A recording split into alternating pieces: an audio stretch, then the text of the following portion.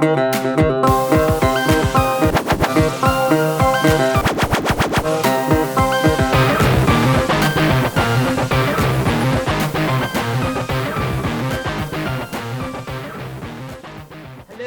Giants fans. Welcome to the Giants Guys, episode 2 in the 2020 series of the Giants Guys. We're not going to cover all the stuff we did last week, but I must say, as you can see around here, all these people, that is the entire staff, full squad in the house. And, you know, I must admit, I'm honored to have all you guys here together. You are now officially all part of the Giants Guys. These are all my writers right here for nygiantsrush.com. And I guess down there will be Michael Stewart. Hey, Michael, what's happening? How are you guys? How's everything? Yeah, it's great to have you, man. Michael's been with me the longest, most dedicated guy I got. And like I said, this is his thing, draft. He can't get enough of it. And if you listen to the Giants Guys or if you read nygiantsrush.com, you're going to see tons of content from that guy. He eats and sleeps the draft. I'm not even sure he works. It's all about the draft. This is his thing. So we're going to try to be a little bit nimble today, rip through some stuff. I'm doing the old PTI style again. I didn't get sued last week, so I can use that word, PTI. Keep it rolling. Yeah, not yet anyway. No cease and desist yet. But we're going to cut their time limit down a little bit. I was probably the one that was long-winded, but that's kind of, it's my show. I'm allowed to do that. So we're going to get into it. Draft's coming up this week. How is everybody, by the way? Everybody good? Hanging in there. So we've got Michael Stewart, Mikey B, we got Spiro, and at least on my screen, and I got Jeff. This is everybody in the house. So I appreciate everybody tuning in. So let's get right to it. We're going to start off with what I like to call, and I've titled it, the Baker Bundle. Last draft, guys, Gettleman traded back into that first round late and picked up Baker. We're all familiar with that, right? Some of you guys love it. Some of you guys hate it. Some of you guys hate it. The jury's still out on whether that worked or did not work. So the first question of the day here on the Giants Guys, again, we're 3 days from the draft. So everything we're going to be talking about is going to be relevant. All right. You're Dave Gettleman. All of you are Dave Gettleman, and you've already made your first round pick. Okay, off the table is K. Murray, Simmons, Young, and all 4 tackles are off. What I want to know is you're going to trade back into the first round. Who are you going to pick and why? And I'm going to start off with my man Spiro over here. Spiro, what's your thoughts? Yeah, so, let me first say I'm still a DeAndre Baker fan. I think it's going to be a good pick. Went through his lumps, and he's going to have a good second season to his career for sure. So with that 4th pick, I'm going on an assumption here that Gettleman is going to take a big man, a big tackle. And so for that reason, I'm going to think defense round 2. Round 2, I say we're going to trade up, pick somebody in the 30 range or the late 20s. But maybe can get you San get him Francisco's pick. But if you trade back into the first round. You get him for the extra year. Okay. Which is very huge, yeah. So I'm going with Jeremy Chin. It's a small school dude, but for everybody that wants a guy like Simmons, this guy is essentially, a Simmons clone. Simmons light? Yeah. He's quick. He's big. He can hit. He could do, he can play deep safety and match up with tight ends. So, I want that speed. Where did he go to school? I think it's Southern. Yeah, it was a small school, Southern Illinois. Yeah. Mike's got, Mike knows this guy. Stewart knows this guy. Yeah. So that's my guy. I want a playmaker in that back end over there. All right, perfect. Look, you nailed that. Woo, look at that. With time to spare. All right, so Mikey B, you're trading back into the first round. Pick 30, 31, 32. Michael B, who are you gonna take? Yeah, here's the deal. I also love the Baker pick. I think that time will prove that one to be legit. If somebody does something crazy early on and a guy slips, like if C.J. Henderson or Patrick Queen is there, you jump all over it and you trade back into the 20s. But realistically, I think that this is probably going to be against a need. But I love Jefferson from LSU, the wideout. I think that you team him up with Slayton, with Jones moving forward, because Tate's not going to be long-term. I don't think Shepard's going to be there long-term, even though he's under contract. And I just think like watching him play like on the biggest stage, he was making plays all over the field. And I think that he's somebody who can grow with the young offensive players and be somebody who can be a dynamic duo with Slayton for years to come. So you're going wide receiver. it's against what they need. And again, if one of the other guys who's projected to go in the middle of the first round ends up dropping, then you take advantage of that opportunity. But I also think that this kid could be pretty good and a playmaker from day one. Okay, I like that. Look, ooh, back to back. All right, so I got one guy defense. I've got one guy offense. Michael Stewart, I'm going to kick it to you. If you can get back into the that last couple picks of the first round, who you taking? Well, I'm kind of with Spiro. I think I'm going to shift into the defensive side. I think they really need to address it. In my mock draft, I actually had Jeremy Shin as my second round pick. I think he's going to surprise a lot of people. This kid, Spiro, I think you mentioned him. I forgot which player you compared him to, but I look at him as a Darwin James from San Diego. This kid's a beast. I think he's going to be something. Mm-hmm. So if he's around there, I think that's the guy I would like to get. I like him or an edge guy. So you think he'll be gone early in the second round, Michael?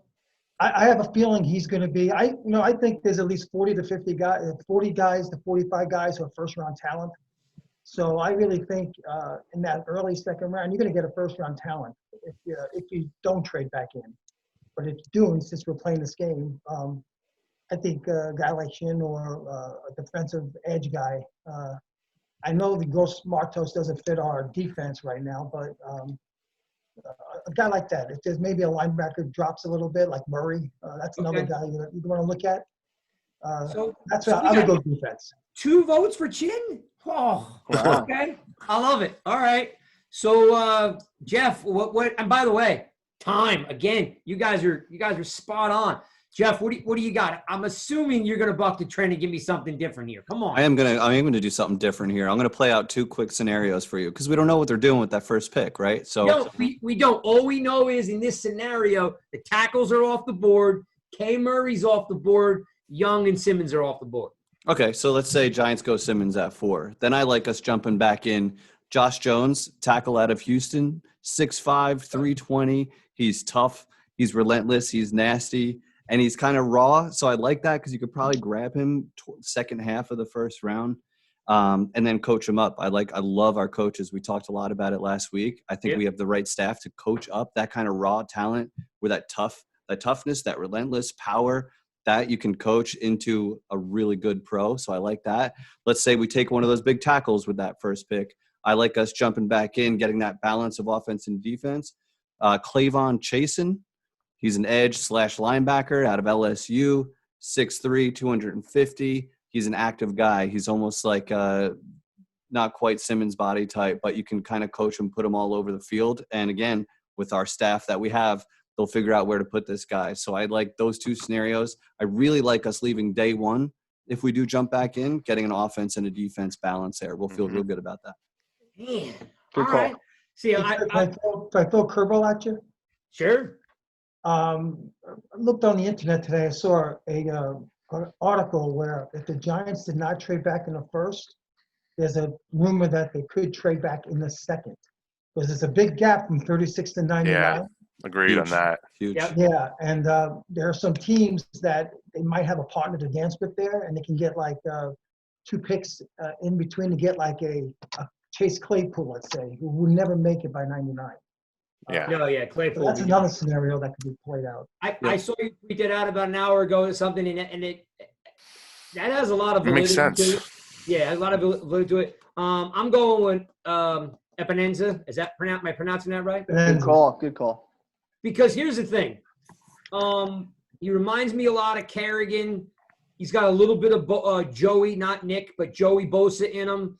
He's got absolutely. I mean, I did some work on him earlier in the year, like maybe like February, and I watched a ton of tape on the guy. He's got the best set of hands I've seen. I mean, he works with his hands better than some of the greats. He just says, now, is he a speed rusher? No.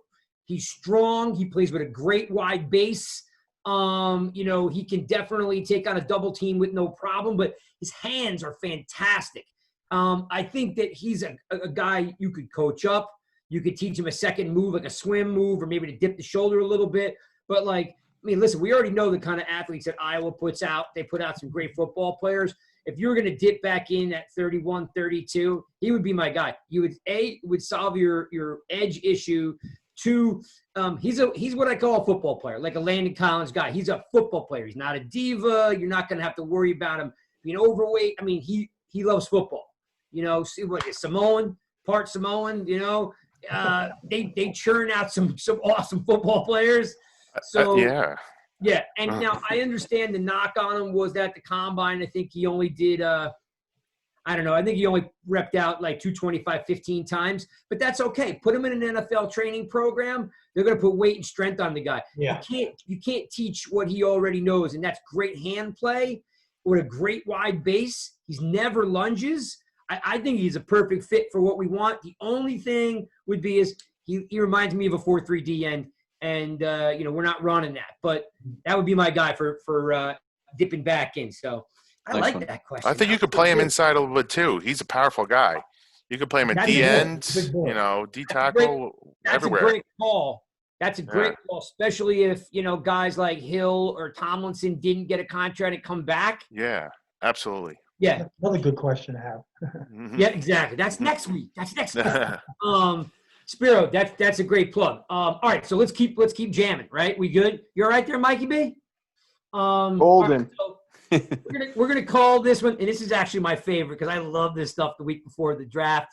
I was gonna call I have it tabbed in the notes as troubled tackles, but I should have called it Tunsil's tackles. Yo, that's so funny. Yeah, go ahead. Yeah, so I'm going to read this off to you guys. You've already seen the notes, but, for the viewers, they don't know. All right, so let's talk about Becton, okay? He is projected as one of the top 4, top 5 tackles that are out there.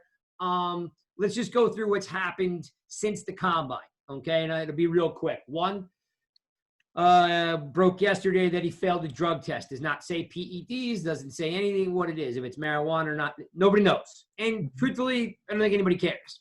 Right now, it's just like, why'd you fail a drug test? You knew you were going to get tested.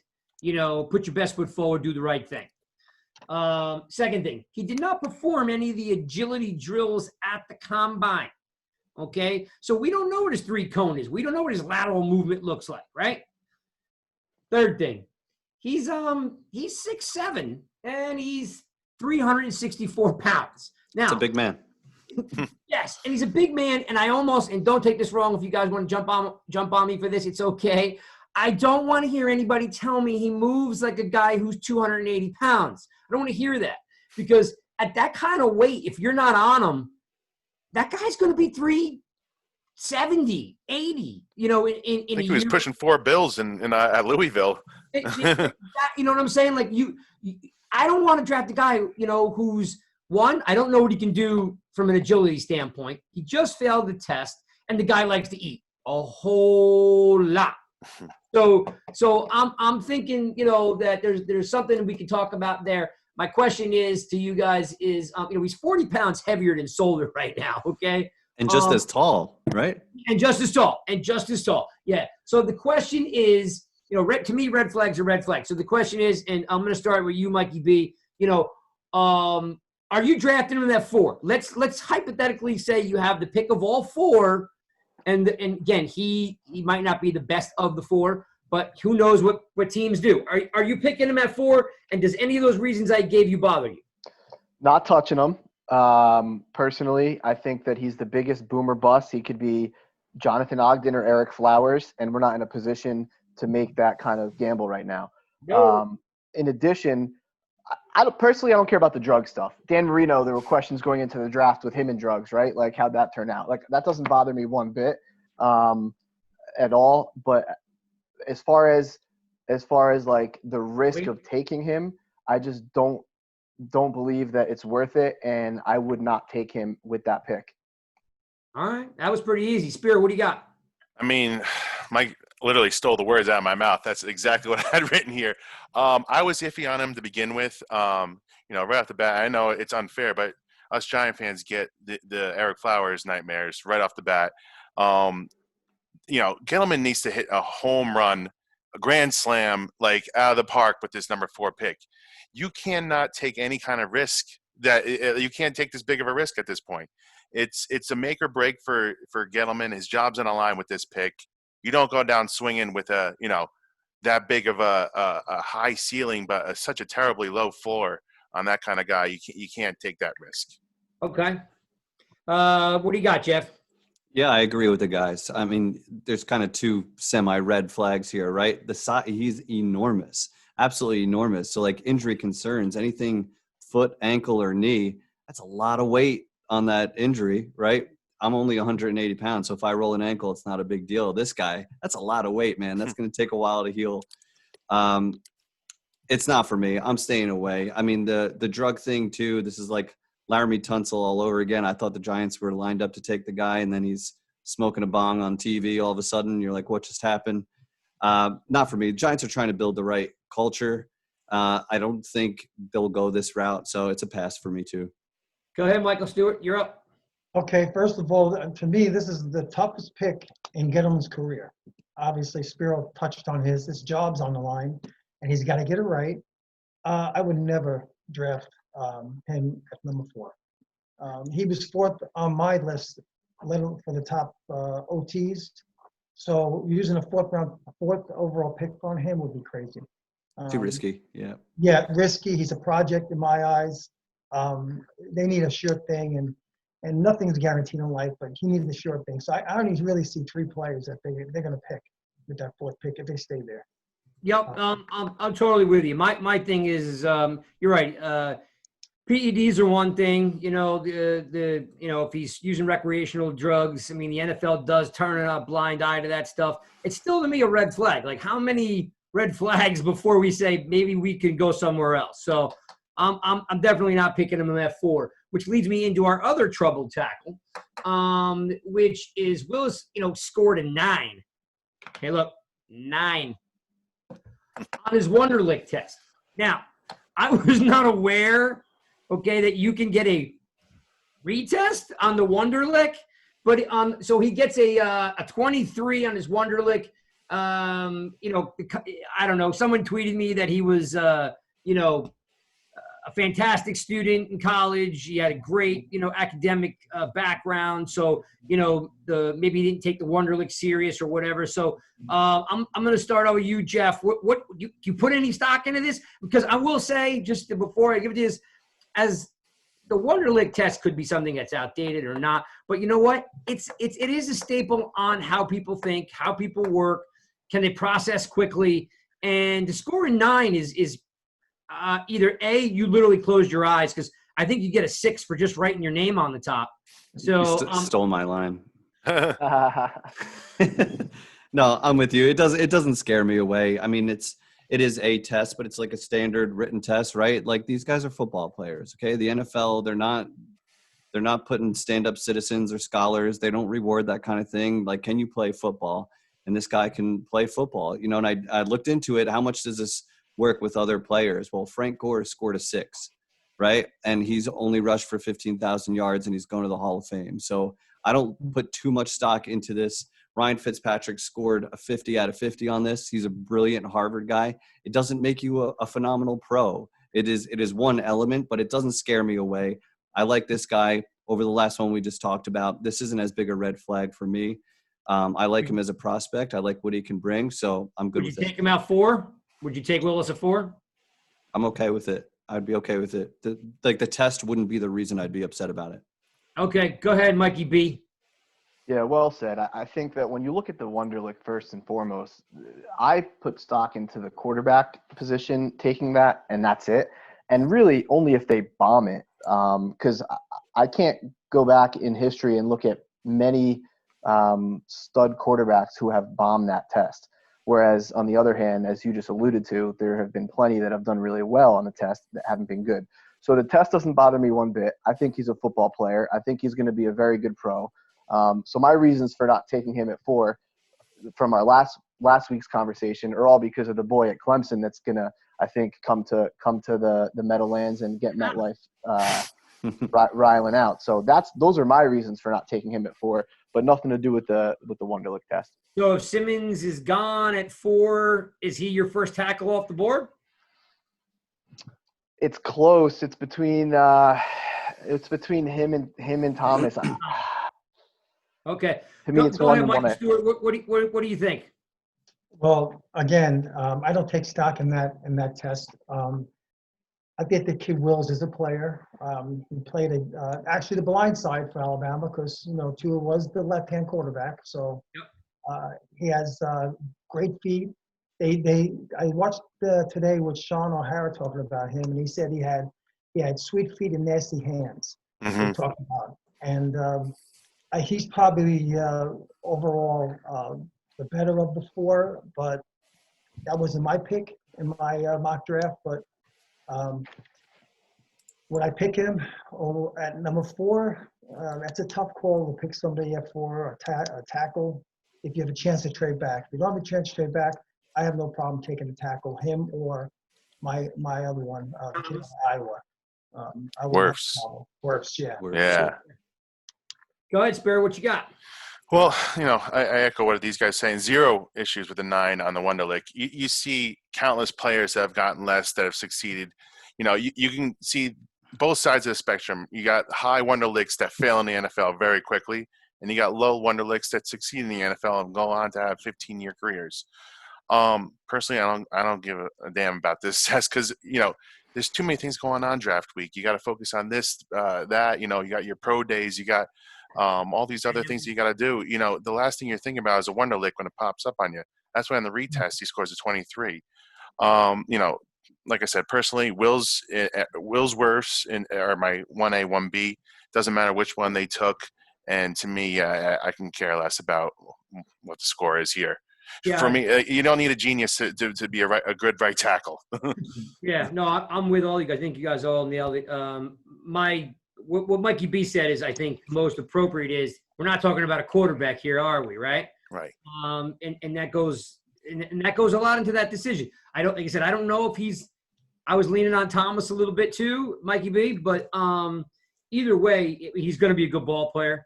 My thing was this. Who gets a retest? Like that's my thing. His agent. Yeah. Like, dude, you got a 9, you own it. Like, you know what I mean? Like, if you get a C-, you own the C-, right? And then you live to play another day. But only thing I can think of is that he had so much pride, you know what I mean, that he bombed it. So he was like, he told his agent, look, get me a retest. Because otherwise, why would you retake the Wonderlic test? Anyway, cool. Great stuff. To rehash, you're listening to the Giants, guys. This is the 2020 version, which we are, as you can see, this way and down over there. It's the video version. Bang.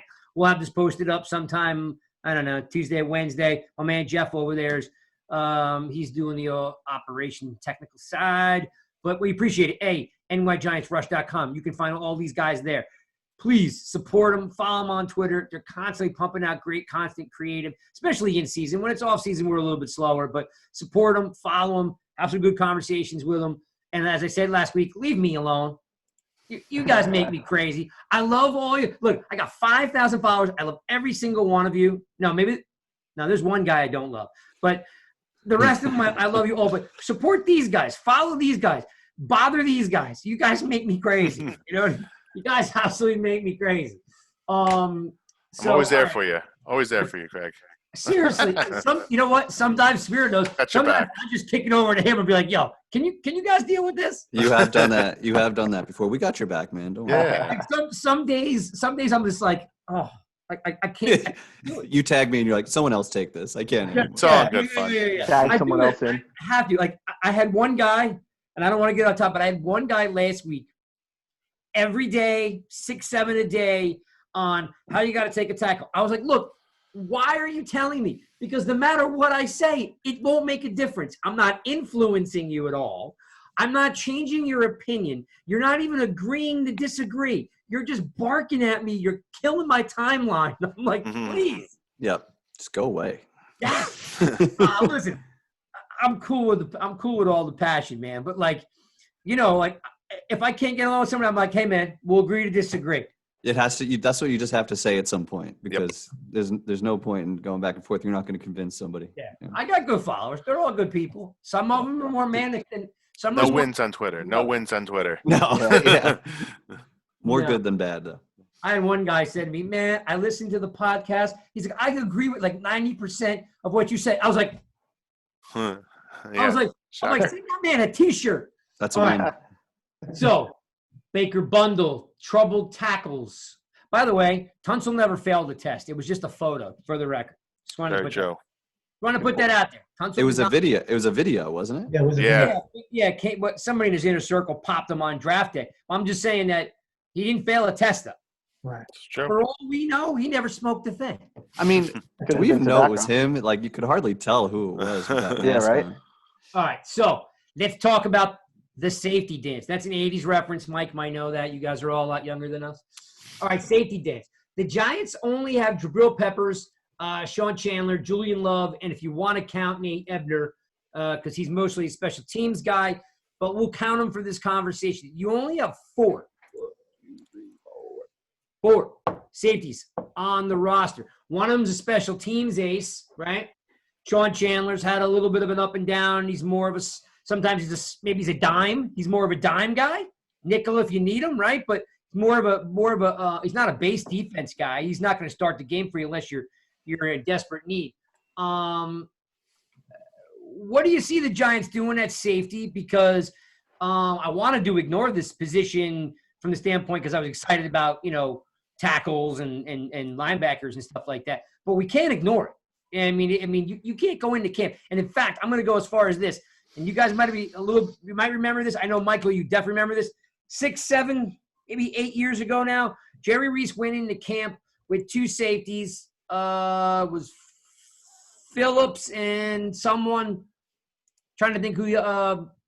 Thompson. I'll look it up while we're talking about it. TC Brown.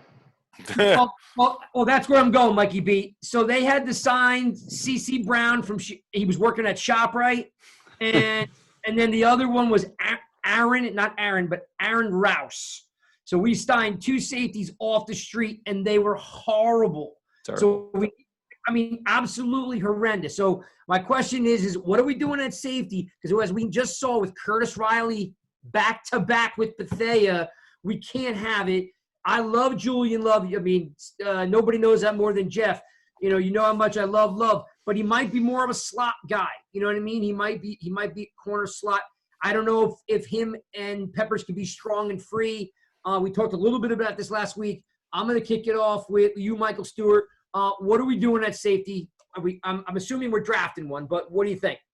Well, that's why I had Jeremy Shin on my mock draft. I think they definitely need to build up the safety position. And you got to remember, Peppers is going to be due out of his rookie contract soon, right? So are they going to bring him back? I don't know if they're going to bring him back. Love, like you said, could be better in the slot, and they did have problems in the slot last year. Valentine's not a slot guy, and Haley was horrible in the slot. So there's going to be a lot of maneuvering. So I would draft a safety, and also a second after the draft, I go for the UDFAs and get as many players I can, and safeties included. There's undrafted guys, and get everybody in and compete. That's what I would do. Jeff, you want them to draft a safety in the 3rd or 4th round? You want them to bring in like a bunch of safeties in the 7th round? You want to see the undrafted free agents? What do you want to see? I think our needs on defense and offensive line may dominate the early rounds of the draft. So, we're not going to get a Landon Collins in this draft to come in and kind of hit the ground running. So I think we do draft one at some point, but maybe we look at some free agents that are still out there. There's still some experienced guys, and we have a very young secondary that maybe an experienced guy like Eric Reed, something like that, come in. The guy's been reliable. That's what I like most about him. He's played at least 13 games in all but one season. So the guy's healthy. He's reliable. He'd probably be my first choice just to come in and help lead the young guys in that secondary. But I definitely see them drafting one too to coach them up. But there are guys out there. There's still some available. Tony Jefferson, Tavon Wilson. There's some guys out there, but Eric Reed probably would be my first choice at this point after the draft. Miro? Well, I'm going to throw a little curveball. What I would love to see happen is a trade for Anthony Harris on the Vikings. The Vikings said they were going to make him available, and we got a bunch of defensive tackles. Maybe a draft pick you throw their way, but yeah, I would try and make a trade for Anthony Harris and pry him away for the Vikings, who are not going to pay him. Either that or you got a Chen or an Ashton Davis, I believe it is, in the second round, third round. Okay. You might get Ashton Davis is a track star, another ball hawk. Or you take your later shots at like a Julian Blackman at Utah, and you just let him and Julian Love battle it out, see who's the best that come and play free safety, because he did play well, and that was with Bethea next to him. So that's an anchor right there. You got a Peppers back there that helps. So I'd like to see one of those two with them. Or do they need a thumper? Because if you with Love and Peppers, they're more fluid players. You're not getting a guy coming down in the box. I mean, if you draft Simmons, you got a guy in the box. But I mean, if do they need a thumper, or can you these guys seem a lot of real rangy guys? Well, that's what this, a guy like Julian Blackman, might be able to be a thumper back there for you. Yeah, and this guy Harris is more of a strong safety than he is a free safety. So I like to see one of those big guys there. There's no such thing as thumpers really nowadays, to be honest with you, and because you're getting penalties over the middle of the field nowadays. So that's not a big one for me anymore. Mikey B. So with the Simmons pick, he's going to play. He'll be backer. He'll be a little bit of everything. Like you said last week, Spiro, he plays defense, right? That's his position. So you got Peppers and Love. They're going to be your starting safeties. I like the idea of signing a veteran. See if you can get somebody that maybe has gone a little bit too long on the cheap. And then I like potentially later in the draft Winfield's kid. There's been a lot of talk about him. Yeah, he's got the pedigree. It doesn't fit the mold of a thumper necessarily, but still, I mean, with the Joe Judge and the coaching staff just talking about bringing the best out of players and putting guys in the position to win, you got to imagine with Simmons and Peppers on the same field at the same time, there's going to be a lot of creativity, a lot of opportunities. So then you just fill it in with Love, right? And then a guy that you get later in the draft, like a Winfield or someone else, and hopefully they can just mesh with a potential veteran that they bring in. But I don't think they need to do a lot, right? They just need competent people, maybe some role players. I think they got some talent or potential talent elsewhere in the defense, along with the Killer Bees. Shout out from last week. Oh, Give me That was good. Baker, Bradbury, Beal, and Ballantyne locking it down. But I think that they could be okay. Phew, time was up. At the All right. buzzer. Yeah, you were at the buzzer. I gave you an extra 3 seconds. All right. So most of you guys were thinking that we could get by without trading, without drafting one. I don't know. As Michael Stewart was saying, they might find a trade to get in between whatever 33 and 99, or 36 and 99. Somewhere in the 4th or 5th round, they're going to have to draft a safety. You have to have. I don't think you could fill the team up with undrafted, free agents. I just not a safety position, because if for any reason, as we saw this year, Peppers goes down, you're sticking this guy in from East Oklahoma State in the game. Yeah. And don't get me wrong, I would have loved to have played at East Oklahoma State, because I'm sure it's bigger than where I played. But I don't know. We have 3. How many 7th round picks do we have? 4. 4 of them. Make 2 of them safeties, or give me one in the 6th. Give me one in the 6th, one in the 7th. I just think it's a thin spot. And again, if you guys don't believe me, go back and watch CeCe Brown and Aaron Rouse play. I mean, if one of our guys goes down, Peppers goes down, or Love goes down, you're stuck with East Oklahoma State and Chandler. So I'm just saying, just keep that in mind, all right? Because I don't want you guys tweeting at me like, what are they doing? I'm like, you want an East Oklahoma State, you got it. All right. So, all right. So this came out today. It's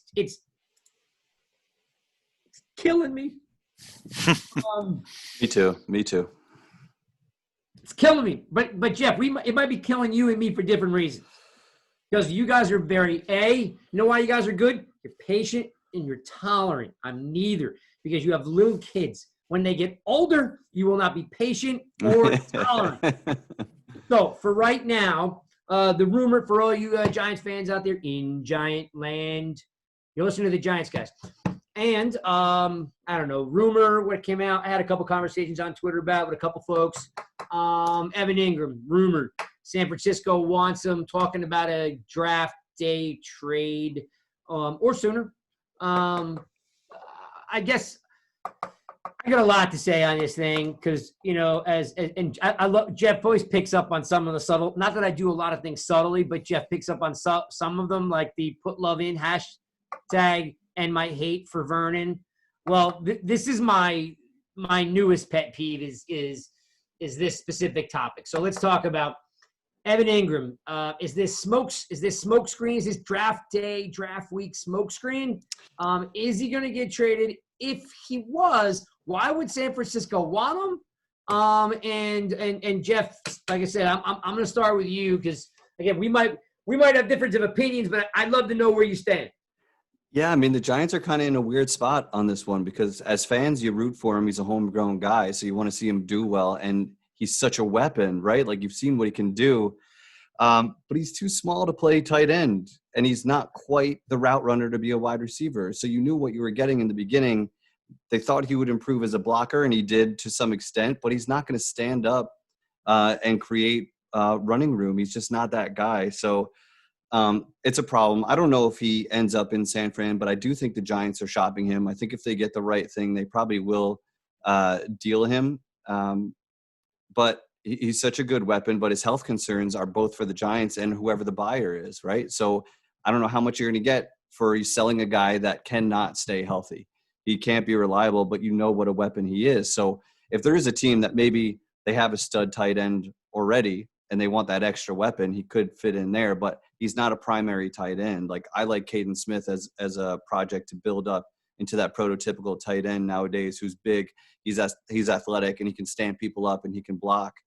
I like that option, but I think it's a fact. The Giants are shopping him, and I think if you find the right suitor and you can turn that into an offensive lineman or a rush guy, maybe some other team can deal one of those positions that the Giants are probably going to jump on it. So I do think the Giants are shopping him. Michael Stewart, is this a smoke screen on draft week? You know, like in any possible way? And if it's not, why would San Francisco want him? Well, I don't know if it's a smoke screen, but you know, one theory that that I was reading that the 49ers might consider moving him to a wide receiver because they do have the other guy already there. Kittle. Yeah. You're not going to get a lot for him right now because he's been hurt for the last 2 years. He's been hurt. So his value's down. So for the Giants, the 49ers you're not going to get a first-round pick for him, obviously. 49ers don't pick until the 5th round after their first 2 first-round picks. So what are you going to get for him? I mean, you have to wait for picks from next year to get to him, a 3rd maybe, or a 4th or a 5th. I don't know. Jimmy Ward solved the safety issue. What's that? Jimmy Ward. Oh, well, yeah. I like that. That's a possibility, but I don't know. I don't believe in trading when someone's value's down. I think new coach is going to try to at least give him a chance and see what he can get with him. You know, especially Garrett, the new offensive coordinator. I would think, anyway. I'm along those lines. You know, that if you want to get rid of him, you're not going. I don't know. What are you really going to get for a guy that can't stay on the field? You know, he's in the tub all the time. Go ahead, Mikey B. What do you got? I think if you're the Niners, I think it makes a lot of sense, right? Because like you already said, they have Kittle, and he can just be an additional weapon for them. Like that can be great for Garoppolo. It's all going to depend on the value, really. I mean, if I'm sitting there and I'm Gettleman and I can get a 2nd round pick, I do it in a heartbeat. If I can get a 3rd and a player, I think about it. Because like you all said, the value is down. So because of those reasons, the value being down, I just don't see it happening. I think that Jason Garrett is going to be drawing up plays for him and creating mismatches all over the field. And with the potential, why just give him away for a fourth or fifth rounder at this point, right? If the value is not there to get back at least a third and a starter, which I don't know that they'll get, then just see what you can do. And it's a contract year for him. Like maybe he puts it all together and like he has the ability, right? It's just a matter of putting it together. So. Spiro. Well, yeah, I mean, listen, the 49ers get the 13th and the 31st. They give you the 31st. You run to the phone and you accept that pick because you're not going to get too much better for him at this point. Like everybody's been saying, his value is just as low as it gets right now. If they offer you a future first rounder, I think you take that as well. You make do after that. If you can get any kind of value like that, you'd be hard pressed to find a lot of players that don't go for a first round pick. So, you take it. But, again, I'll go back to the same line that Judge said, tell me what a player does well. I don't think they're going to make Engram try to block. I don't think they're going to make him, be an inline guy. I think he's going to put him in situations that will optimize his value. And, for once, let us get some luck and let him play 15 plus games. I'd be happy. And I think we'll get a huge return out of that. And, who knows? Maybe we sign him back for the future if we could use him in the right way. All right. Here's what I want to tell you people right now. We have to I got to get this off my chest. All right. I love all you guys. I love the listeners. He's not a wide receiver. Okay. All right. Let's just have an understanding right now. He's 6'3". He's 240 pounds. He has been a tight end since he was 13 years old. Okay. He only knows how to do certain things. One, he runs a tight end route tree. He knows how to train as a tight end. He is not when you see him with the ball, where is he? He's in space on a crossing route, right? It's not what he doesn't run the route tree as a wide receiver. He's not in and out of breaks like a wide receiver. He's not a wide receiver. He'll never be a wide receiver. Stop, please. Well, you think of an Aaron Hernandez kind of guy with that, you pair up with a Gronk, and that was a fearsome twosome for the Titans. Yeah. I mean, for the Patriots. Sorry. You see that? Yeah, absolutely. That's right. Gronk Hernandez. I was just writing that down. Only thing I could see for San Francisco is they want their version of Gronk and Hernandez, right? Where Kittle does a ton of blocking, but he's the Gronk, right? And again, we're not going to get into the whole Hernandez thing, but just happens to be the player, and he would be more of the guy to get out and run in space. He's still a tight end, people. He's not a wide receiver. He's not even 220. He's 240, okay? They're completely different positions. If you've never played it, I'm telling you, it's a different skill set, all right? It's just a different skill set. Now, can he block? No, he's not good at it. I think Spiro might have said it or Mikey B might have said it. They're probably not going to make him block. They're going to make Caden Smith block, and whether I don't know if what's his name? Toilolo, big guy. Or what do you call it? Yeah, they signed him. Maybe he becomes the blocking tight end, but he's not a wide receiver. Just please go away. He's not a wide receiver. He's been a tight end since he's a freshman in high school. He's not going to turn him into, a 6'3", 220-pound, 4'4", 4'5", wide receiver. Yes, he's fast, but what do you see him? He's running a tight end route against linebackers. He's not up against the best corners and the best safeties in the league. He's the third option. You got, a 1, a 2, a slot. Then there's the tight end. I think what they think is that he could be a slot guy, like a slot wide receiver, because that's what he did at Ole Miss a little bit. Maybe that's what they're thinking. And I got it, but it's college. Yeah. When you think about this, here's what I tell people. The There are 1,800 players in the NFL. There are 18,000 in college football, right? You're playing against the best of the best. You don't just change positions because someone says you're a little bit slight framed, but you're very fast, so maybe you should be wide receiver. Can he run wide receiver routes? Yes.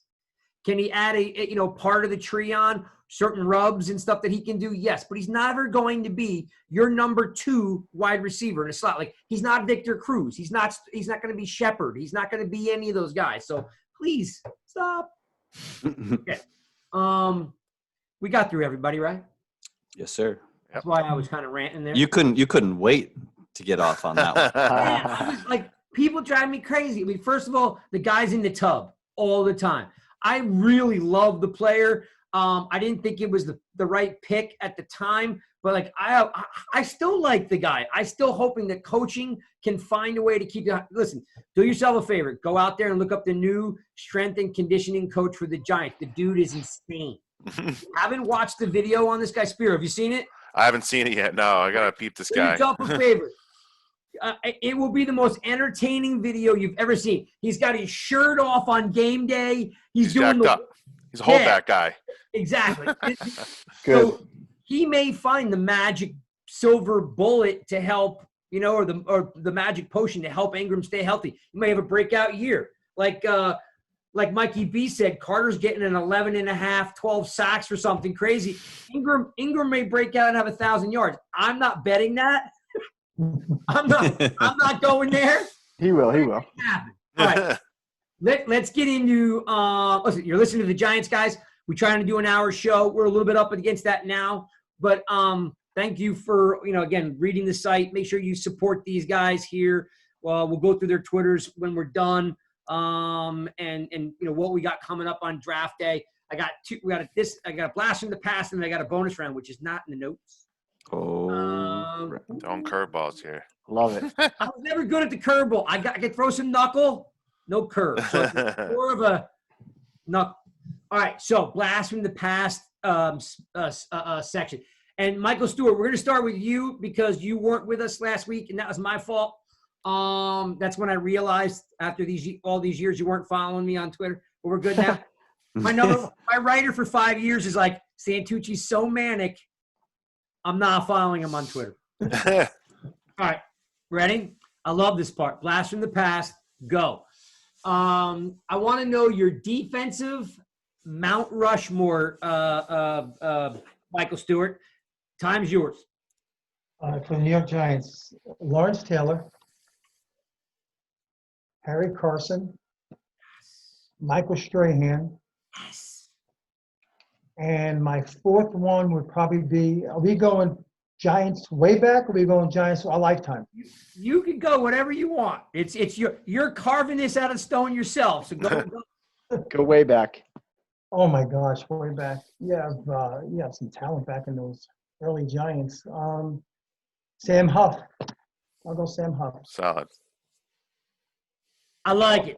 I like it, and it's funny because my fourth is teetering between like three guys, and I'm like, see who you guys pick because I got my backups too. I can't make mine. Go ahead, Spear. You go. Well, I think we can all just etch in LT. Just everybody just put them Yeah. all the way on the other left. three. Just knock out the next three. So yeah, I love Strahan. So I personally I have to put him in there as number 2. I had Harry Carson, but I'm going to switch it up. I like my man Carl Banks, one of our highest drafted linebackers in team history. Just solid player year in, year out. And lastly, guy that just was a huge piece of our last 2 Super Bowl runs is Justin Tuck.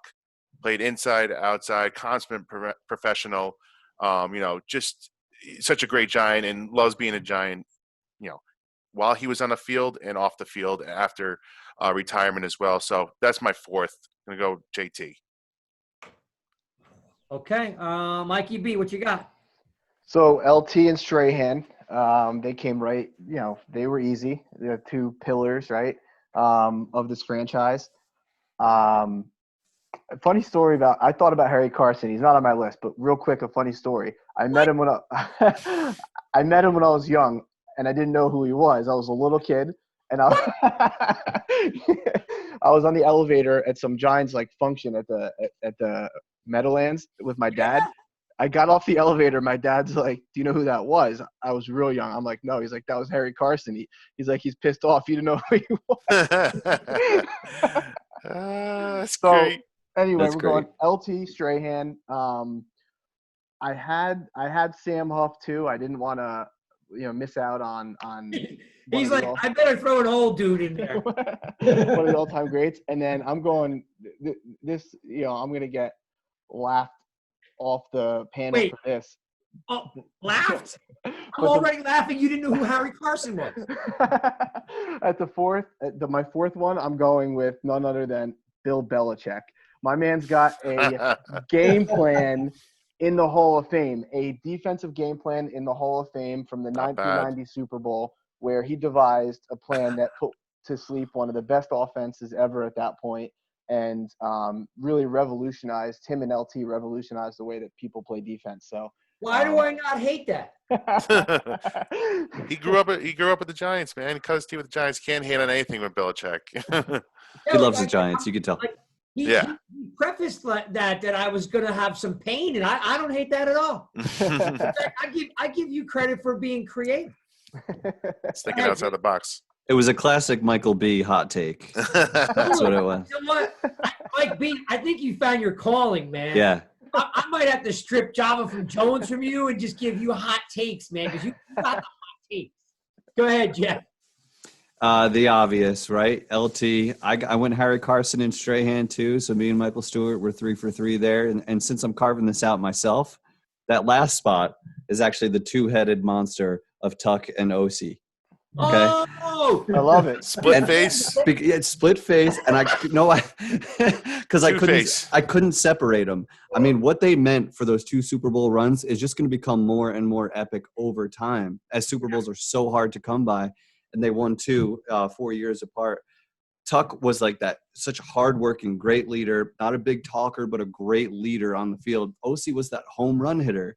As soon as you think you have Tuck figured out, OC comes around the back, the strip sack, the fumble, he's gone. chop.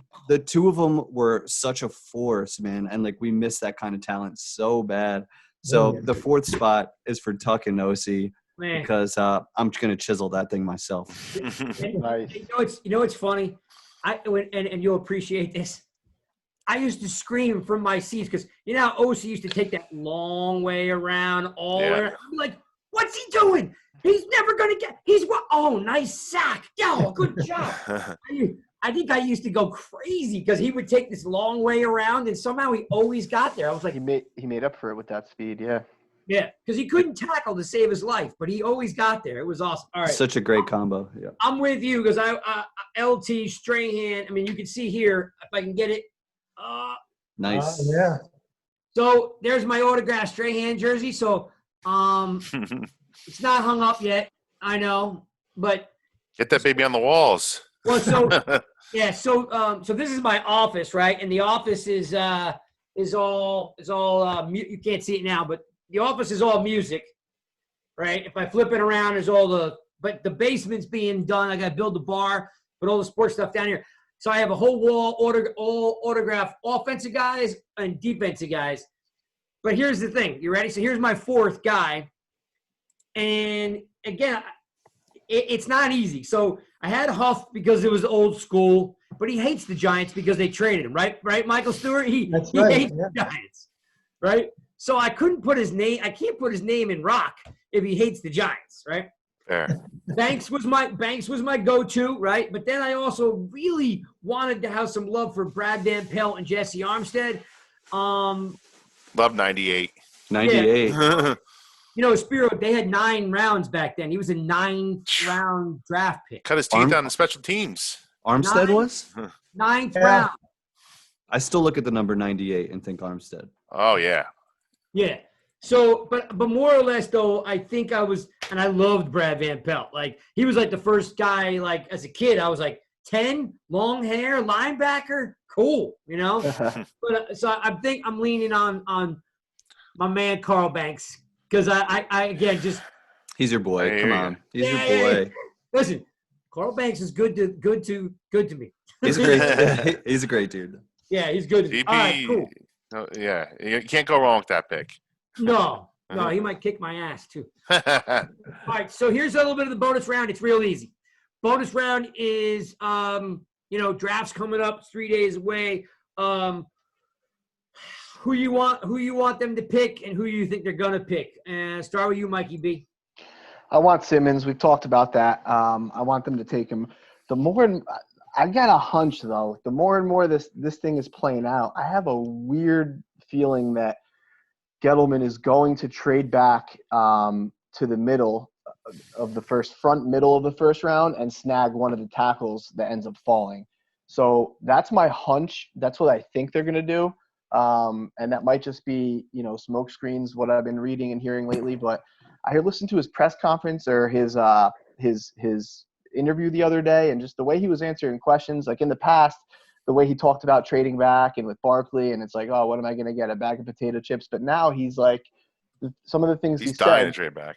Yeah. And plus, I think that there's going to be a couple teams that you don't think about that are going to go quarterback crazy, and maybe the Raiders, who knows? So I think that he trades back. I think that he ends up snagging a tackle, which I'd be okay with, but I want them to just sit there and take Simmons. All right, Michael Stewart, what do you got? Who do you want them to get, and who do you think they're gonna get?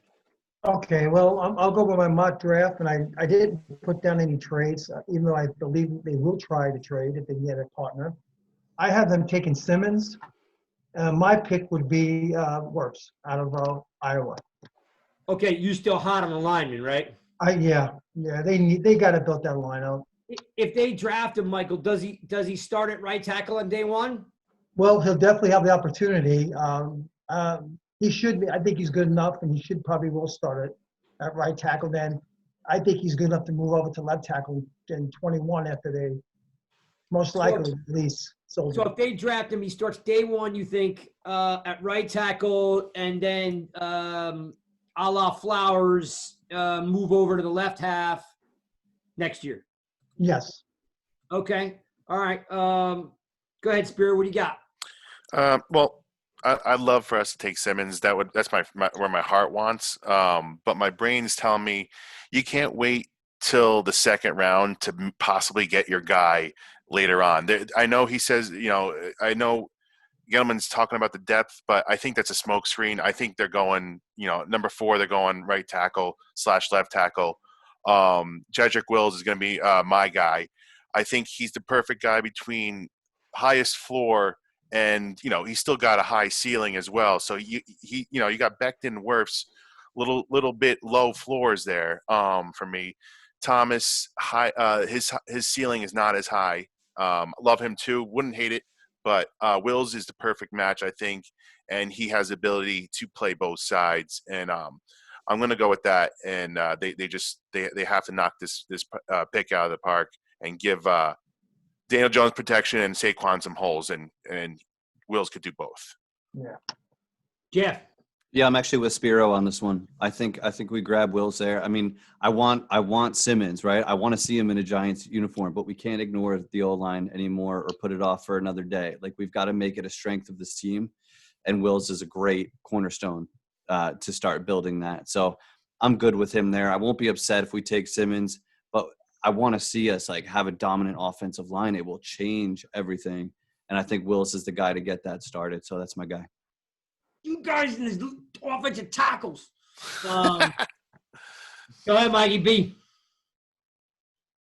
I think I went. Yeah, but Well, this is why I think Simmons. Simmons worries me because Fitzpatrick. He's the same kind of Swiss Army knife that Graham had in Miami, and they kind of, I don't know if it was Flores or Graham, but they kind of wanted to get rid of him. So that kind of worries me about Simmons and their want to get a Swiss Army guy like that could do it all instead of someone that could excel at one thing. I don't know. well, That's just my worry. that is, believe it or not, that is pretty interesting because that's why I keep telling people that, and Spiro, believe it or not, that's pretty ingenious because that's why they signed Blake Martinez. They just want to stop the run. They gave up 119 points on the ground. They gave up 114 points on the ground. 19 rushing touchdowns. They don't give a crap, bleep, if he can cover tight ends. They want to stop the run. Right now, I'm not saying Blake Martinez is one-dimensional, but we know his wheelhouse is a tackling machine, right? So that's what they want. So to your point, Spiro, they might not want a guy who's the jack of all trades, master of none. So to my final point on this bonus round, the question was, who do you want and who do you think they're going to get? I want Chase Young. There is not a body in the Who draft. doesn't? None of you said it. True. I don't care what happens. I am. All I want to do is get back to what the Giants have done since I was rush the quarterback. You win games with Justin Tuck, O.C. Umenyiora, Michael Strahan, Leonard Marshall, LT, Carl Banks, Keith Hamilton. We can go on and on and on and on and on and on. Mathis Kiwanuka. We win games when we rush the quarterback. The website is named after the Giants. NY Giants. It's true. Rush. From your lips to God's ears. Let us get Chase Young. So I'm thinking. So again, it's a little bit of a genie in a bottle here, but you know what? QB frenzy. There are 8 teams that need quarterbacks. 4 of them are going to make a move, and all of a sudden it's going to go QB. That'd be so great. And I will tell you right now, my head's going to go boom. Jeez. Because I'm going to tell you now, no one talk to me. If QB frenzy happens, 1, 2, and Chase Young is there, and we take a tackle. No way. No way. No, we're going be... Chase Young, dude. We're going Chase Young if he's No. there. Yeah, If you thought the Giants fans turned their backs on the Giants for the Saquon pick or the Daniel Jones pick, I don't know if you have many left after that. Because I'm telling you right now, I'm warning all 4 of you. If it happens, I'm dark. Yeah. It's like this. Yeah, that might be the move. Don't Okay, go on Jalen. Twitter. The only thing is like Washington might be crazy enough to like not take him, but if for whatever reason they trade out or they don't take him, like Detroit's not going to then trade out to somebody that wants a quarterback. You got to They're just hope gonna they take already him. did it. They already traded out pre-Redskins trading out. Yeah. For someone that wants a quarterback. 100%. Listen, that's like the NFL's unwritten rule. That stuff's all done already. You know what I mean? That stuff's True. done already. I got 16 minutes, and I'm going to make a life-changing decision in 16 minutes, 22 minutes. Stuff's already been already discussed through those. The agents know, right? I It hear you. all depends what happens on draft night. Yeah. I can't wait for some trades. I'm just pumped. We only have to wait 3 more days, guys, and then it's here. Oh, so by the next time we do glorious. this, we're gonna have it all sorted out. So Yeah. So all you Hopefully we'll guys be happy. and you know what? Look, so yes, you listen to the Giants guys. This is the entire staff of nygiantsrush.com. They have draft assignments, believe it or not. I've already given them their draft assignments. So, they're covering everything. So as much as you're going to listen to all the talking heads and you're going to go to all those other sites, we're going to give it to you straight and real and what we think, good, bad. We have a feature called Film Room where Spiro literally tells you who sucked this week. So I'm just saying, only Dot of the week. What's that, Spiro? Dot of the week. Exactly. We called it Film Room to be nice. Yeah. We're trying to be nice. Yeah. One thing is, A, the content's all original. 2, I own and operate these things, so I can say and do what I want. I mean, I'm not under any certain, restrictions. We try to be as real as we can.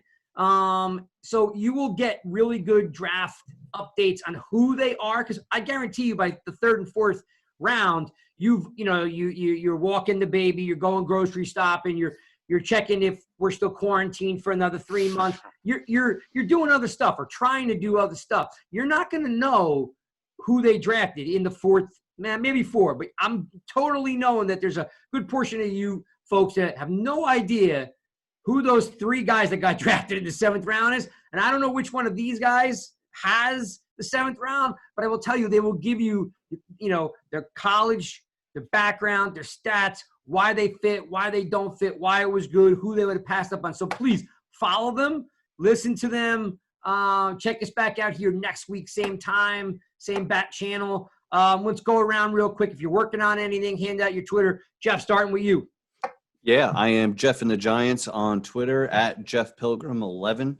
My article is on the website, Our Pilgrim's Point, where I have the freedom, right? You give us the freedom to write about what we need to write about. So that's why this is great, man. It's the best thing about it. That's why you guys like me. But we have a lot of fun. Please reach out on Twitter. More than happy to engage you, start the conversation. And it's almost draft night, baby. I'm pumped. Michael Stewart. Well, I'm at Golfer Bad. That's my Twitter. And just more than welcome, reach out to me, and I'll be happy to talk giant football everybody. And I'm looking forward to this draft. This is probably the most exciting draft in a long time. Yeah, we talked about that a little bit last week. You know, we're finally turning the page and things are a little bit, you know, this is definitely the draft that makes or breaks where we go, right? Yeah. You know, because Gettleman's had 2 really good drafts. I don't know if he can repeat that.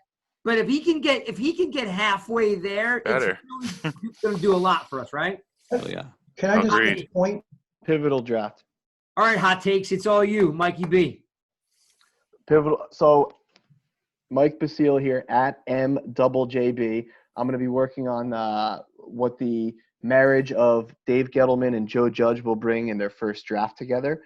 And I totally agree. This is a pivotal draft, man. The days of us taking, you know, the David Wilsons, the Reuben Randalls, they each had, you know, a moment or two, but this is it. We need a big draft. We need another Darius Slayton in the 5th round. We need another 11.5 sack Lorenzo Carter in the 3rd round.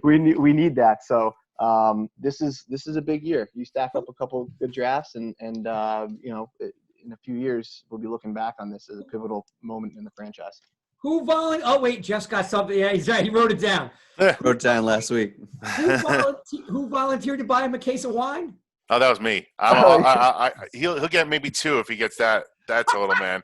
And I apparently am cheap, and I offered to buy him 1 bottle of red. That's it. I think my response was wine coolers. I would be more than happy to send him a bottle of wine. What do you got, Spear? Yeah, so I'm at NY Sports Guy. It's SPAWTS. NY Sports Guy _ SPI SPI. Yeah, just trying to really immerse myself with every prospect in this draft. That way I can get you guys best content come draft day and the subsequent weekend. And let's hope that Gettleman knocks us out the park, because if not, you know, we might be looking at Gettleman's last draft. So let's see what the guy's got up his sleeve. He's worked some magic, and I have faith in the man. Okay. I already know you guys know how to reach me because you're constantly reaching me. I just want it. So it's at NY Giants Rush. That's me. And I'm only having fun with you. I love the interaction. You guys are great. You're right. I do pass it on to these folks sometimes. I still have my Jabril Peppers article I'm working on because I'm still trying to get some information on his rehab. I can't find anything on his rehab. I even tweeted him to see if I can get him to respond with like, just you know, an emoji or something. You know, I can't get anything on his rehab, so I have no idea where he is in his rehab right now. I'd love to know. I'm sure you're going to see a ton of manic tweets from me if things go awry later this week. But that's just me. You live with it. All right, I'm consistent. You're listening to the Giants guys, the 2020 version with my crew. Please read nygiantsrush.com. I will say this, Spiro, to comment on what you just said. People, whether you love or hate Dave Gettleman, let's be strategic and not wish the guy to get fired, because I will tell you that if he gets – this roster's been flipped 98% in the last 2 years. If a new GM comes in, you're going to have a quarterback and a running back with new offensive coordinators, new GM, new head coach, like new 3 years in a row doesn't make you win. And for Bad news, yeah. Yeah, and for all you people that said, oh, well, this is for next year, let me tell you, I know Monday morning you all go to work miserable when we lose. And I'm not saying this team is going to be a playoff team. Look, no one's raising their hand and say we're going to the playoffs. But if this team goes 7-9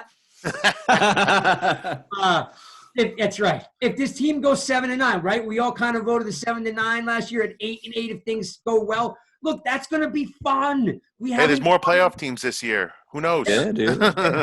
Exactly. Thanks, Bureau. So it's all I'm saying is, people, keep your Dave Gettleman hate down. Turn it down. Because if he goes and you bring a new GM in, guess what happens? The house comes down again. House comes down again. It's bad news. Nobody wants another rebuild. More changes. And if you think your rookie QB is gonna flourish in that atmosphere, and he won't. If you think your star running back's gonna want to stay with another head coach or another GM, like just eat it. He's 60-something years old. He's your GM. He's good at draft. He's okay with his free agent moves. I do not. I'm telling you, I say this honestly. I can't stand his stand-up comedy in front of the cameras. So it drives me crazy, right? But let's not wish the guy away. Like Spiro just said, if he goes, it's another 2 years. So let's keep our fingers crossed, right, that we've got a good draft. Go Giants. And thanks for listening. And we are out. Oh.